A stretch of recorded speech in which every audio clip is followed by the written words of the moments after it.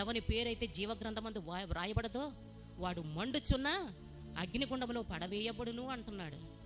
ఇవన్నీ కూడా ఉత్తత్త మాటలు కాదు. వాక్యము శరీరధారి అయి మనతో మాట్లాడుతుంది. ఇవన్నీ బైబిల్లో ఉన్నవన్నీ చరిత్రలు కాదు, మన జీవితాలకు ఒక మాదిరులు. ప్రభు మనకు మాదిరి చూపిస్తున్నాడు. తన తండ్రితో ఉన్న సహవాసము తండ్రి అని సహవాసాన్ని చూపిస్తున్నాడు. తన ప్రార్థన అనుభవాన్ని మనకు నేర్పిస్తున్నాడు.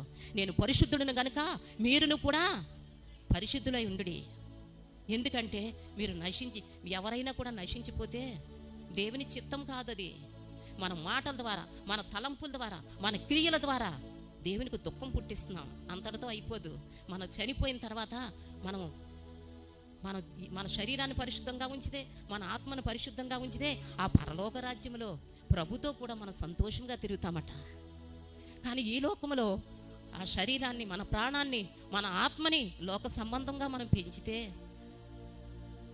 దుష్టక్రియలకు మన శరీరాన్ని వాడితే, తీర్పు సమయంలో మనం నరకానికి వెళ్ళినప్పుడు ఎంత భయంకరమైనదో.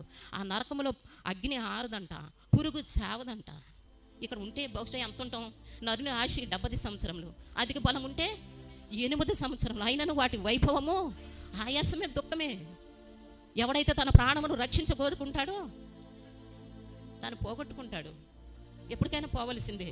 దేవుని యందు భయభక్తులు కలిగి ఉంటే దీర్ఘాయువిస్తాడట. నీ